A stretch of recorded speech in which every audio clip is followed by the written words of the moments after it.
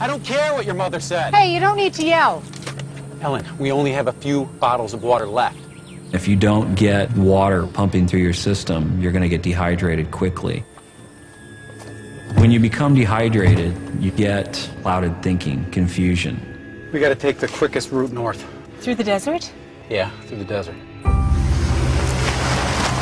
You need to be invisible, and that means you can't take an easy path. Can you find your cell phone? I want to see if you're getting a signal.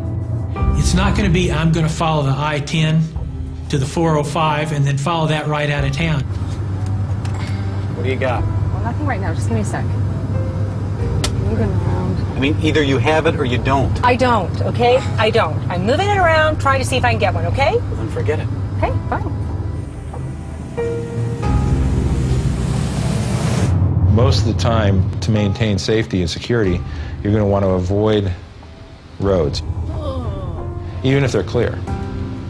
It's a dangerous place to be. Chris, what are you doing? I've got to see if he's okay. Fine.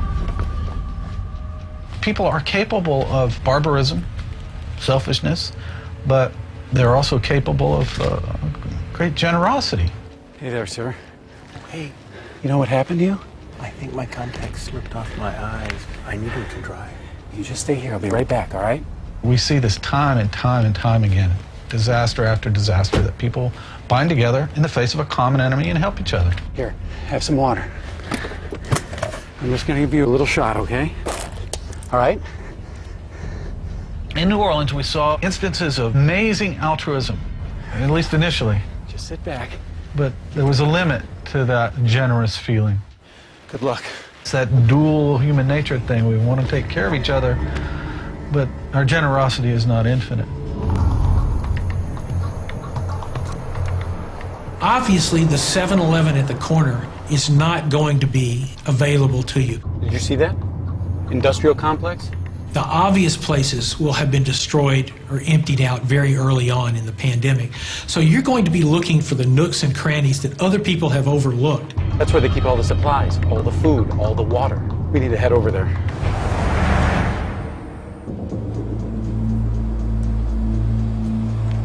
The paramedic's going to be able to look at the bigger picture. They're not going into situations blindly, but rather with a great deal of suspicion. Alan, look.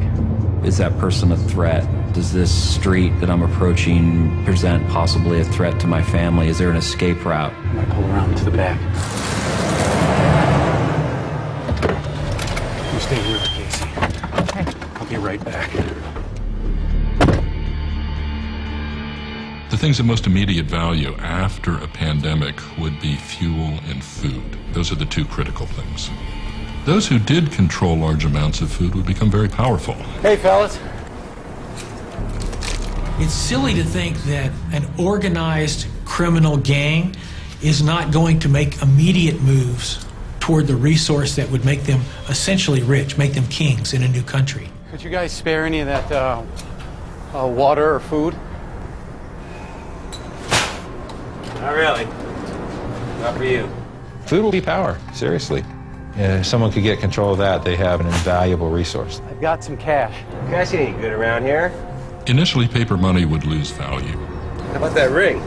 Value would reside once again in precious metals. Electricity goes away and bank account money isn't there, and you can't even check your bank accounts, then you'll presumably find other forms of barter. How about the watch? Well, let's take the watch. See you later.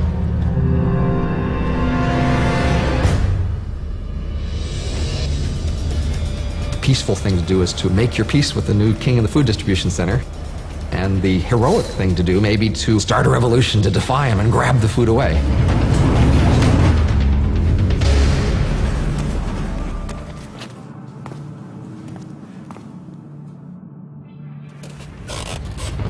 Stop it!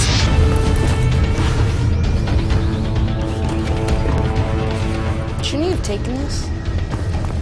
In a post-collapse situation, you have not only your own life that hangs in the balance, you have your family's life that hangs in the balance as well.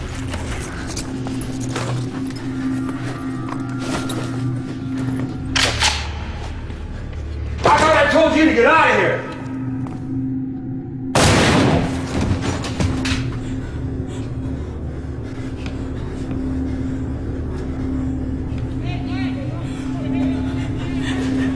He's gonna shoot you. We gotta get the hell out of here! Come on, come on, come on!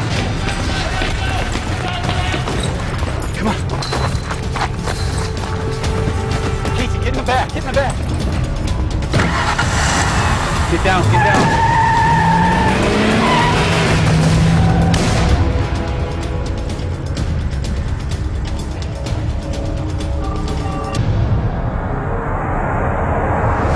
Slow down, slow down. It's okay.